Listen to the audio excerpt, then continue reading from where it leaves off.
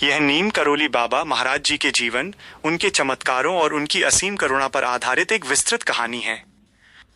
नीम करोली बाबा, प्रेम और करुणा की अनंत धारा।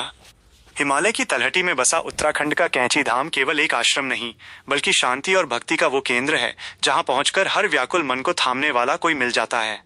यह कहानी उस महापुरुष की है जिसे दुनिया नीम करोली बाबा के नाम से जानती है, लेकिन उनके भक्त उन्हें केवल महाराज जी कहकर पुकारते थे। उत्तर प्रदेश के अकबरपुर गांव में एक समृद्ध ब्राह्मण परिवार में जन्मे लक्ष्मी नारायण शर्मा बचपन का नाम का मन कभी भी सांसारिक मोह माया में नहीं लगा। छोटी उम्र में ही उन्होंने घर छोड़ दिया और साधु बन गए। कहा जाता है कि महाराज जी के नीम करोली नाम पड़ने के पीछे एक बहुत ही प्रसिद्ध घटना है। महाराज जी एक बार ट्रेन के प्रथम श्रेणी के डिब्बे में सफर कर रहे थे। एक अंग्रेज टिकट परीक्षक टीटीई ने उन्हें बिना टिकट देखा और नीम करोली नामक स्टेशन पर जबरन उतार दिया। महाराज जी चुपचाप प्लेटफॉर्म पर एक पेड़ के नीचे बैठ गए। इसके बाद जो हुआ उसने सबको हैरान कर दिया। ट्रेन के ड्राइवर ने ट्रेन चलाने की लाख कोशिश की, लेकिन ट्रेन अपनी जगह से 1 इंच भी नहीं हिली। तकनीकी रूप से ट्रेन में कोई खराबी नहीं थी। अंत में किसी ने सुझाव दिया कि उस साधु को अपमानित करके उतारा गया है, शायद उसी का प्रभाव है। जब रेलवे अधिकारियों ने महाराज जी से क्षमा मांगी और उन्हें वापस ट्रेन में बैठने का आग्रह किया, तो महाराज जी ने एक शर्त रखी, इस क्षेत्र में एक स्टेशन बनाओ और साधुओं के साथ अच्छा व्यवहार करो।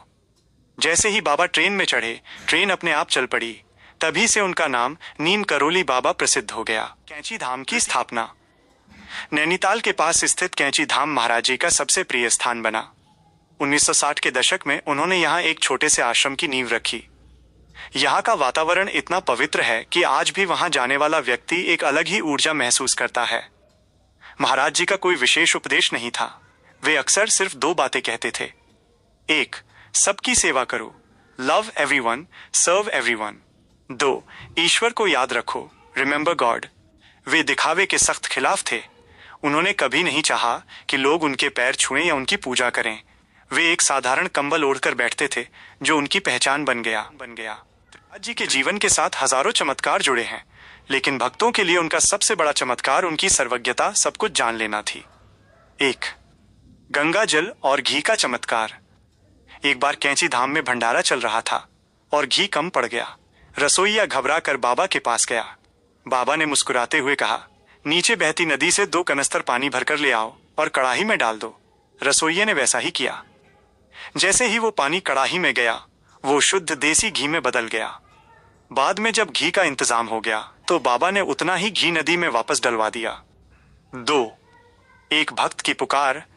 कहते हैं कि बाबा एक ही समय में 2 अलग अलग जगहों पर उपस्थित हो सकते थे। एक बार उनका एक भक्त अपनी बीमार बेटी के लिए बहुत परेशान था। उसने मन ही मन बाबा को याद किया। उसी रात बाबा उसके घर पहुंचे, बच्ची के सिर पर हाथ रखा और गायब हो गए। अगले दिन जब वो भक्त कैंची धाम पहुंचा, तो बाबा ने मुस्कुराते हुए कहा, बेटी अब ठीक है, चिंता मत कर। पश्चिमी जगत पर प्रभाव।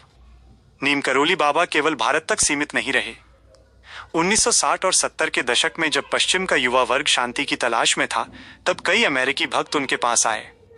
रिचर्ड अल्पर्ट, रामदास। हार्वर्ड के प्रोफेसर रिचर्ड जब बाबा से मिले तो वे पूरी तरह बदल गए। उन्होंने बी हियर नाउ नामक प्रसिद्ध पुस्तक लिखी, जिसने पश्चिम में योग और आध्यात्म की लहर पैदा की। स्टीव जॉब्स और मार्क जुकरबर्ग। एप्पल के संस्थापक स्टीव जॉब्स अपने संघर्ष के दिनों में बाबा के पास जाने की इच्छा रखते थे, हालांकि वे उनके देहांत के बाद पहुंच पाए। बाद में जब फेसबुक, अब मेटा के मार्क जुकरबर्ग कठिन दौर से गुजर रहे थे, तो स्टीव जॉब्स ने ही उन्हें कैंची धाम जाने की सलाह दी थी।